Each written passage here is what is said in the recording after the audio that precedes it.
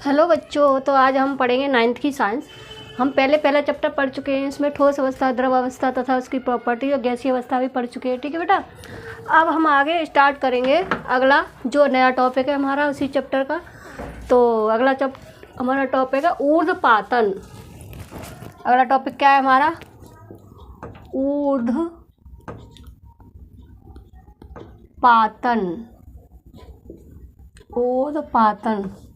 ठीक है बेटा, तो तुम देखो कि ऊर्ध्वपातन किसे कहते हैं। ठीक है, ऊर्ध्वपातन वो होता है, तुमने कभी कभी क्या होगा कि जैसे तुमने कोई पदार्थ जलाया होगा तो वो पहले क्या होता है, द्रव अवस्था में बदलता है, और फिर द्रव अवस्था में बदलने के बाद फिर किस में बदलता है, गैसीय अवस्था में बदलता है। ठीक है, लेकिन ऊर्ध्वपातन में क्या होता है, वे पदार्थ होते हैं जो सीधे जो ठोस अवस्था से सीधे किस में बदल जाते हैं, गैसीय अवस्था में बदल जाते हैं।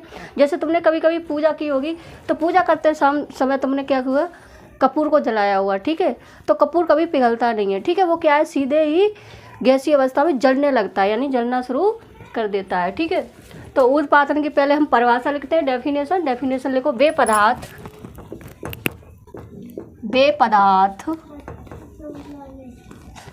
पदार्थ जो गर्म करने पर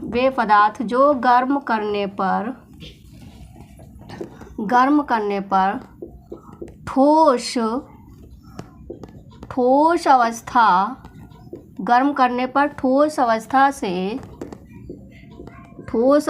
से सीधे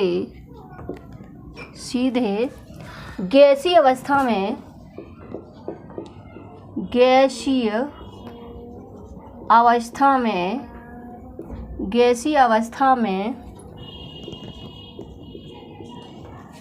ठोस अवस्था से सीधे गैसीय अवस्था में परिवर्तित हो जाते हैं।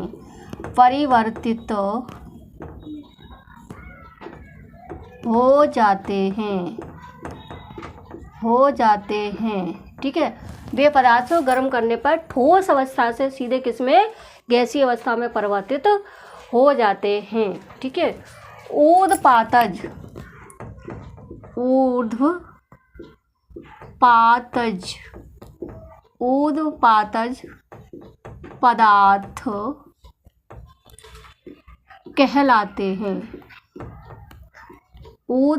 पदार्थ कहलाते हैं। ठीक है बेटा, तो यानी वे पदार्थ जो गर्म करने पर सीधे ठोस अवस्था से सीधे किस में बदल जाते हैं, गैस अवस्था में बदल जाते हैं। ठीक है, तो उन्हें हम ऊर्ध्वपातज पदार्थ कहते हैं। तथा इस घटना को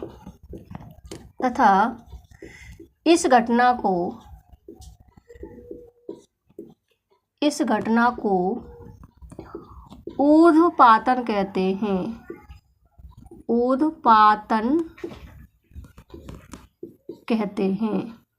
ठीक है, ऊर्ध्वपातन कहते हैं। ठीक है बेटा, क्या कहते हैं, ऊर्ध्वपातन कहते हैं।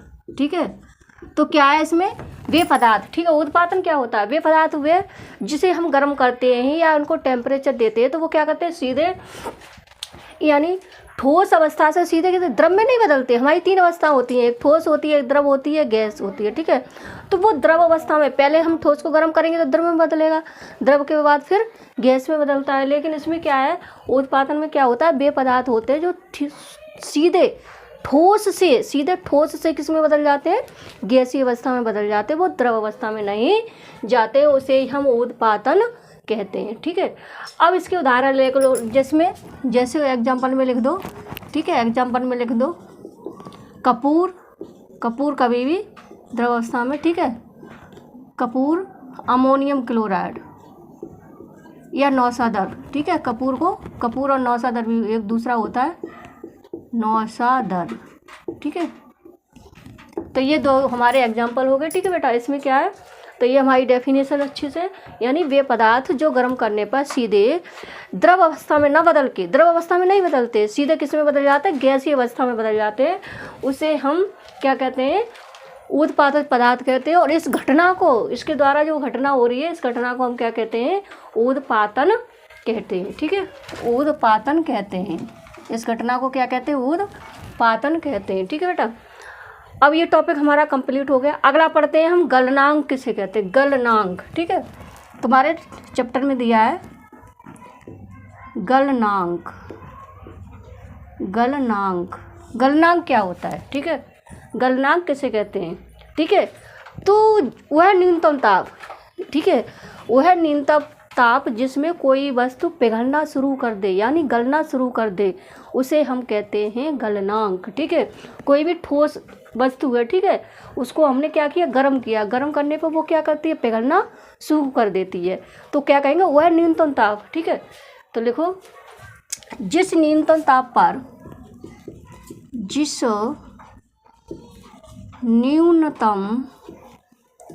न्यूनतम ताप पर, जिस न्यूनतम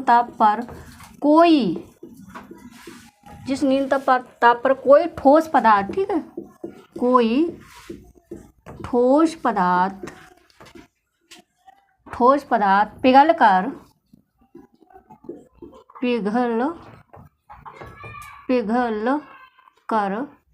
ठोस पदार्थ पिघल कर द्रव अवस्था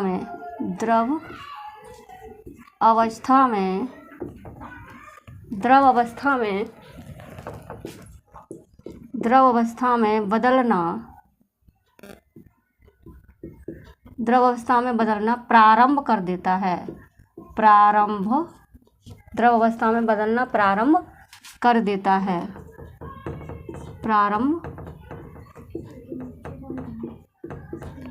देता है। ठीक है, वह उस ठोस का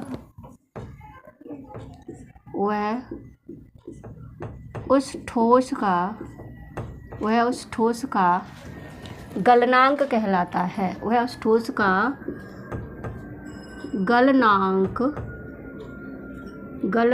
कहलाता है। ठीक है बेटा, तो वह पदार्थ, वह न्यूनतम ताप, कोई भी पदार्थ है, ठीक है, कोई ठोस पदार्थ है, वह न्यूनतम ताप जिसमें कोई भी ठोस पदार्थ क्या करता है, पिघलना शुरू कर देता है। जैसे हमने उसको गर्म किया तो धीरे धीरे वो क्या होता है, पिघलना शुरू कर देता है, तो उसे कहते हैं हम गलनांक, या गलना शुरू कर देता है। ठीक है, तो ये तुम्हारा अगला है टॉपिक तुम्हारा क्वथनांक। क्या कहते हैं, क्वथनांक।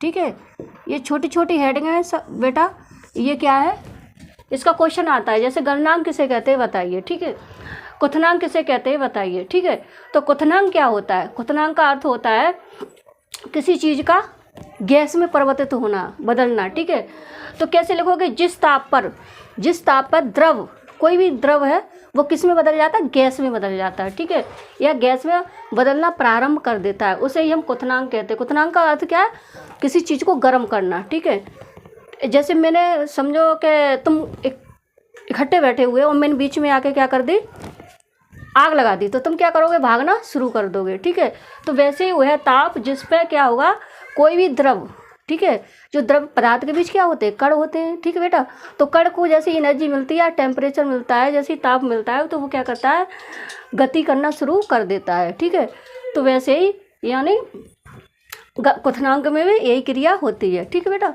तो लिखो, जिस ताप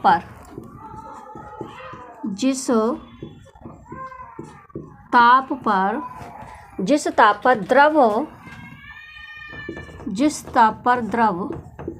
गैस में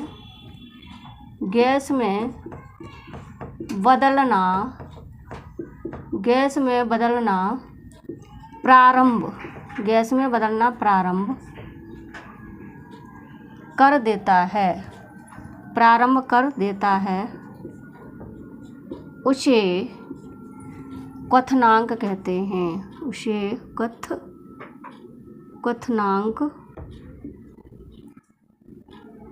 क्वथनांक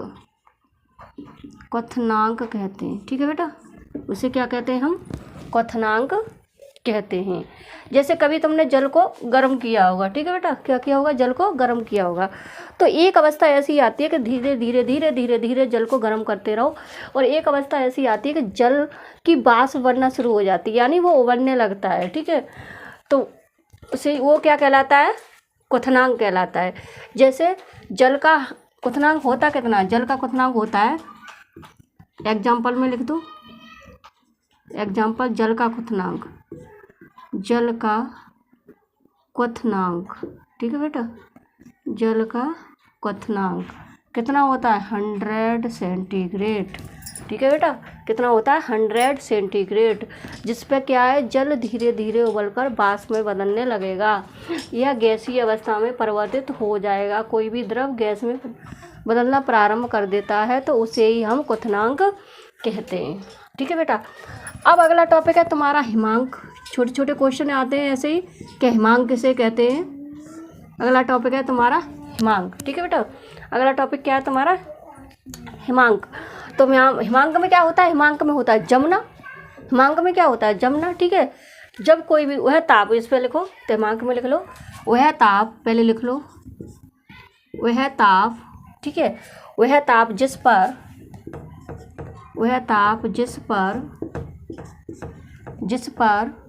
कोई पदार्थ, वह ताप जिस पर कोई पदार्थ, ठीक है, वह ताप जिस पर कोई पदार्थ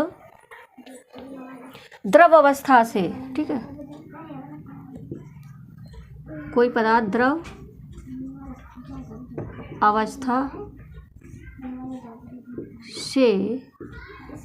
अवस्था से ठोस अवस्था में, द्रव अवस्था से ठोस अवस्था में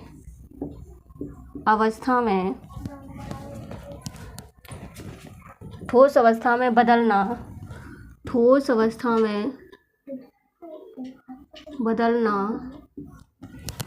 प्रारंभ कर देता है, प्रारंभ कर देता है। ठीक है, ठोस अवस्था से द्रव, यानी द्रव अवस्था से ठोस अवस्था में बदलना प्रारंभ कर देता है। ठीक है, तो उसे हिमांक कहते हैं। ठीक है, उसे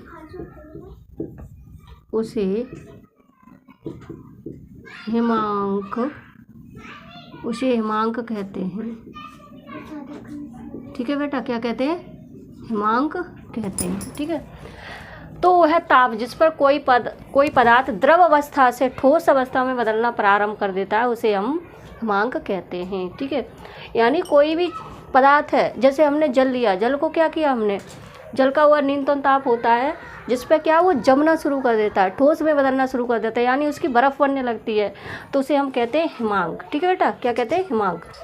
अब अगला टॉपिक है हमारा बाष्पीकरण। क्या है, बाष्पीकरण।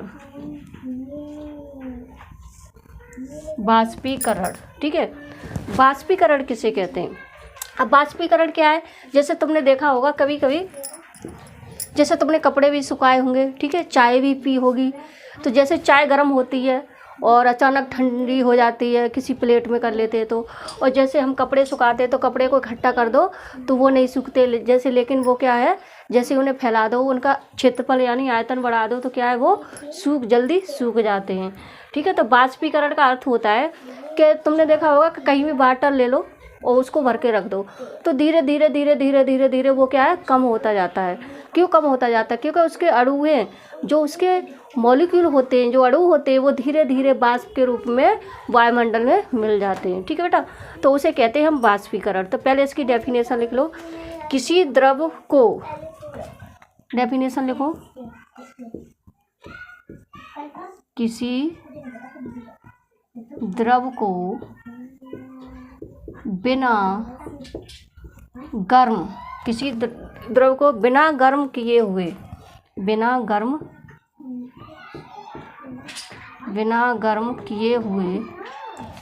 गर्म किसी द्रव को बिना गर्म किए हुए उसकी सतह के अणुओं का,